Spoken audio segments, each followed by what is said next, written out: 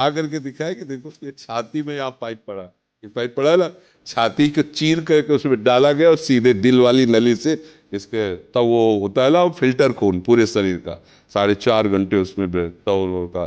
दोस्तों पहले तो प्रेमानंद जी के इतिहास पर नजर डालते हैं। पहले महाराज जी शिव जी के पुजारी थे। 13 वर्ष की उम्र में परिवार को त्याग कर जंगल में पहुंच गए। भिक्षा मांगकर भोजन की व्यवस्था करते, फिर गंगा नदी के किनारे जाकर तपस्या करने लग जाते।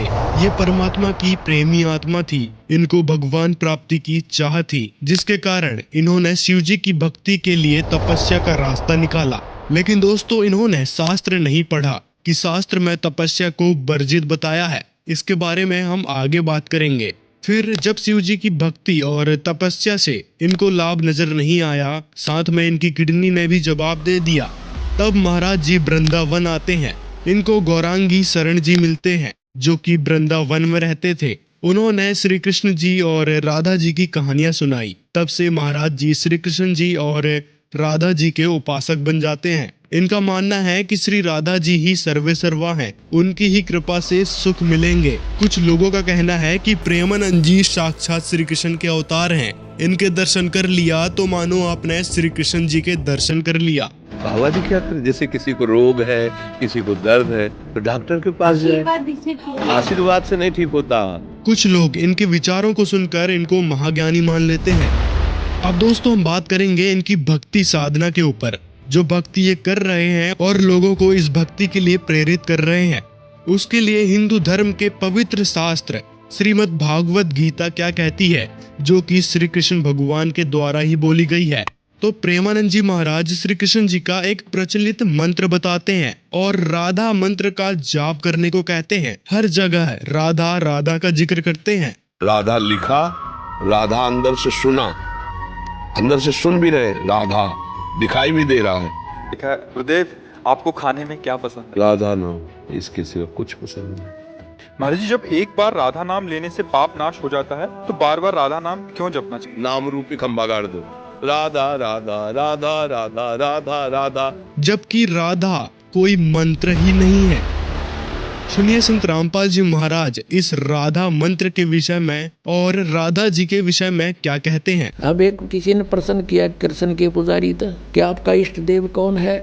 स्वरूप धन्यों का राधे, और फिर हो गया श्री कृष्ण जी मेरा इष्ट है। अरे राधे होया कृष्ण जी तेरा इष्ट होया, कमाल की बात करें, बिना अकल की बात। अब राधे श्री कृष्ण जी की वो थी प्रेमिका, और कोई मित्र पूछता पहला उसकी प्रेमिका का नाम लेता, जूत तोड़े न बाजेगा उनका, यारी तोड़े टूट लेगी उनकी। यानी वो कृष्ण जी की पूजा कर, राधे श्रद्धा कर रहे, थरा गजब हो, था सिर पैर है कोई। तो दोस्तों राधा मंत्र का जिक्र पवित्र गीता जी में भी दूर दूर तक नहीं है। ये तो मनमानी साधना है। जबकि पवित्र गीता जी, जो कि श्री कृष्ण भगवान ने ही बोली है, उसमें साफ साफ इस भक्ति के लिए मना किया गया है। श्री कृष्ण जी ने अन्य अविनाशी परमात्मा का जिक्र किया है। श्रीमद् भागवत गीता अध्याय 8 श्लोक 13 में कहा गया है, ओम इति एकाक्षरम ब्रह्म व्यवहारन माम अनुस्मरन यह प्रयाति तजम देहम सह याति परमाम गतिम। यानी ओम, इस एक अक्षर रूप ब्रह्म को उच्चारण करता हुआ, मुझ निर्गुण ब्रह्म का चिंतन करता हुआ शरीर को त्याग कर जाता है, वह पुरुष परम गति को प्राप्त होता है। तो दोस्तों इस मंत्र से साफ स्पष्ट हो जाता है कि केवल ओम मंत्र के जाप से परम गति यानी मोक्ष मिलेगा, जो ब्रह्म की साधना तक सीमित है। और दोस्तों इस प्रकार के मनमाने मंत्र जाप करना और त्रिदेव ब्रह्मा विष्णु और शिव जी की पूजा के विषय में पवित्र श्रीमद् भागवत गीता में स्पष्ट रूप से मना किया गया है।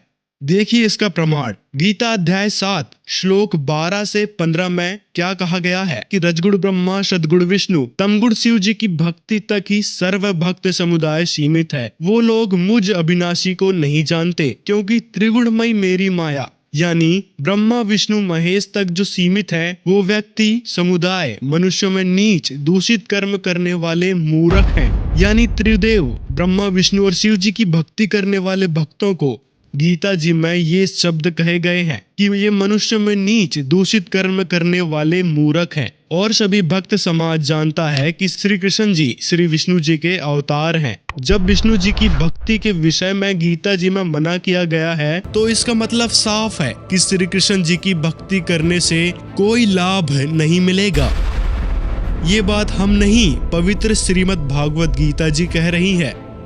अब दोस्तों प्रेमानंद जी की पुरानी साधना की बात करते हैं। महाराज जी पहले शिव जी के उपासक थे और सुनी सुनाई जानकारी के आधार पर गंगा नदी के किनारे तप करते थे, जबकि तप के विषय में भी पवित्र गीता जी मना करती है। गीता अध्याय 17 श्लोक 19, जो तप मूर्ता पूर्वक हट से मन, वाणी और शरीर की पीड़ा के सहित अथवा दूसरे के अनिष्ट करने के लिए किया जाता है, वह तप तामस कहा गया है। इस श्लोक में गीता जी का ज्ञानदाता तप के लिए स्पष्ट रूप से मना कर रहा है। तप करने वाले को तामस की श्रेणी में रखा गया है। तो दोस्तों यदि आप पवित्र गीता जी को मानते हैं तो प्रेमानंद जी महाराज की पहले की और इस वक्त की दोनों साधनाएं व्यर्थ हैं। गीता जी के अनुसार इन साधनाओं से साधक को कोई लाभ नहीं हो सकता है। दोस्तों संत रामपाल जी महाराज के ज्ञान के अतिरिक्त अन्य संतों का जो भी ज्ञान है उसका कोई आधार नहीं है, ना ही कोई प्रमाण है। अन्य धर्म गुरु जगत समाज को मनमानी साधना पूजा विधि बताते हैं, जैसे व्रत करना, पितृ पूजा, श्राद्ध निकालना आदि क्रियाएं, जिसका श्रीमद् भागवत गीता में मना किया गया है। इस तरह से धर्मगुरु ने ढोंग पाखंड को भी बढ़ावा दिया है। यह सभी क्रियाएं शास्त्र विरुद्ध हैं। शास्त्र विरुद्ध होने के कारण इनसे हमें कोई भी लाभ नहीं हो सकता, क्योंकि गीता अध्याय 16 श्लोक 23 और 24 में कहा है कि जो व्यक्ति शास्त्र विधि को त्याग कर मनमानी साधना करता है उसको ना कोई लाभ होता है और ना उसको कोई सुख शांति मिलती है और ना ही उसका मोक्ष होता है। अर्थात मनमानी पूजा साधना करना व्यर्थ है।